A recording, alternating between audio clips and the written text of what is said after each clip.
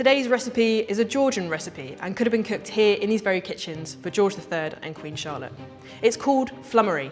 It's a jelly-like dish, a bit like Blancmange, and gelatinous moulded desserts like this were incredibly popular at a Georgian and Regency dinner table.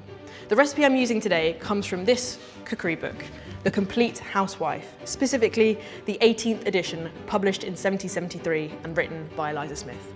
And I'm going to follow this recipe as closely as I can.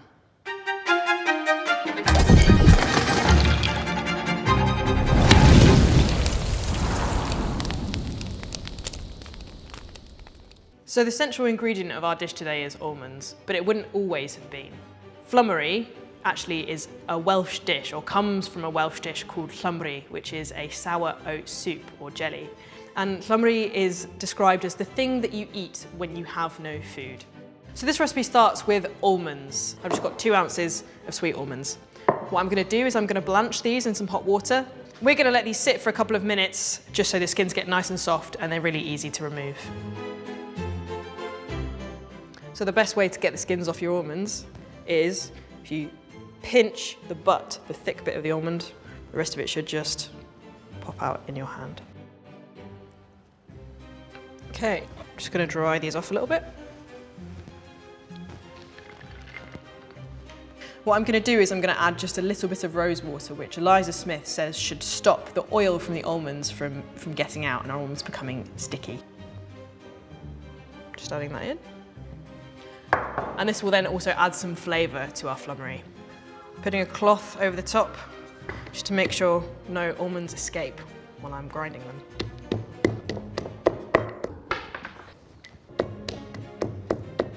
The almonds are now ground. They're not super fine, they don't need to be super fine. Now, Eliza Smith calls for a pint of calves foot stock in her recipe, but I'm not going to be using that today.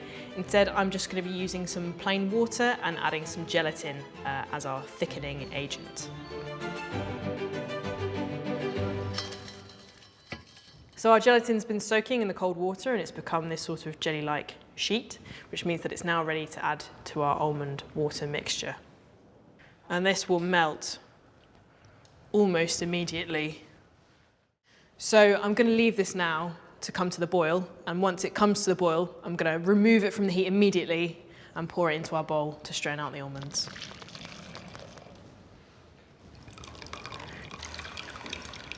Right, so our almond water gelatin mixture has cooled down a little bit. The next stage is to add some thick cream. So I've got here 1/4 pint of cream, and I'm going to add this to our flummery. And we're going to keep stirring all the while, and Eliza Smith says to keep stirring until it grows thick and cold. I've been stirring my flummery. It has grown thicker and colder, so I think we're ready now. If I just leave this to set now, that's it. That is our basic flummery recipe done, as Eliza Smith sets out in her book. But that's really boring. And we want to do something exciting, something that wouldn't be out of place at a Georgian dinner table. Eliza Smith in The Compleat Housewife has, following this flummery recipe, several other recipes for what to do with the flummery once you've got it. Some of these things include Solomon's Temple, a rocky island made out of flummery, or even little fish that can be painted and set within a clear jelly to look like fish swimming in a pond. Today, however, we're going to be making bacon and eggs, so you can have jelly for breakfast. I've got 2 bowls with 2 lips because they will help with the pouring of the flummery into our moulds. In each bowl. Okay. To colour some of our flummery pink, I am just going to be using some ordinary 21st century red food colouring. This is the colour of bacon that we're aiming for. It won't be hyper-realistic fake bacon. We need some moulds. I've got here a flat, shallow dish. And for my eggs, I'm using these 2 little teacups. So I'm just going to put a little bit of water in, swirl it around like that, and I'm going to dump it in here.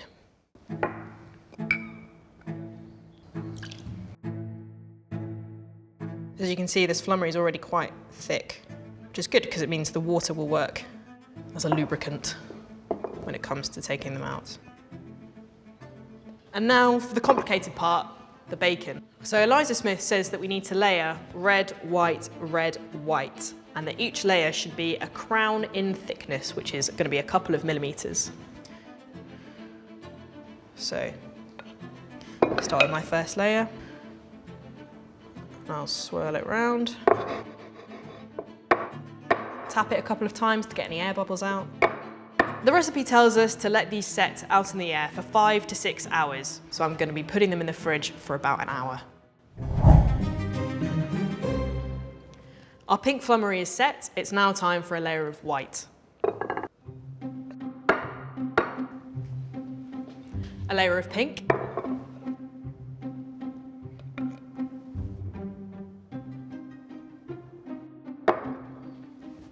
And now for our final layer of white. Now Eliza Smith says that this final layer should be double the thickness of the rest. So it's the top strip of fat in the slice of streaky bacon. And to the fridge for one final time. Okay, so everything is ready.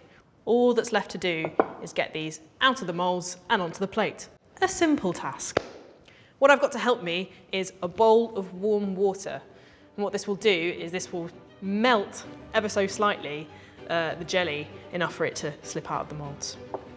I'm just going to break the seal on this jelly ever so slightly with a knife. And let's see how this goes. Oh, there we go.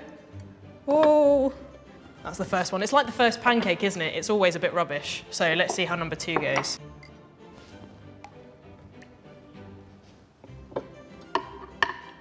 There we go. And now it's for the big one. The one you've all been waiting for. Okay. My heart is pounding. It's a lovely percussive instrument. Oh, there we go. So our bacon's come out of the mould. Yay! And now it's time to cut up into slices and get it on this plate.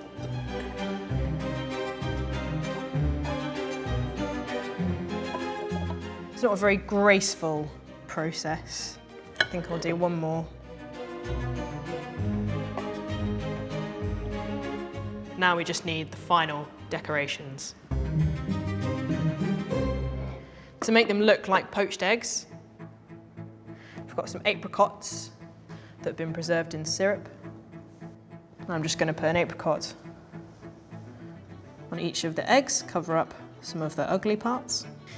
And finally, to garnish, some rose petals.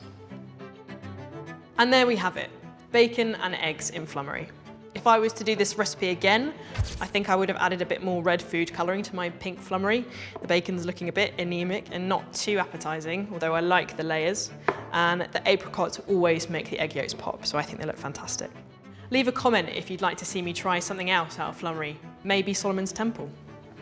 I think it's brilliant that the height of Georgian sophistication is making a savoury breakfast out of jelly. I think this looks fantastic, but let's taste it. Let's get some tasters in. Hello. Come armed with spoons. Oh, you've got spoons. And there's one for you. Thank you.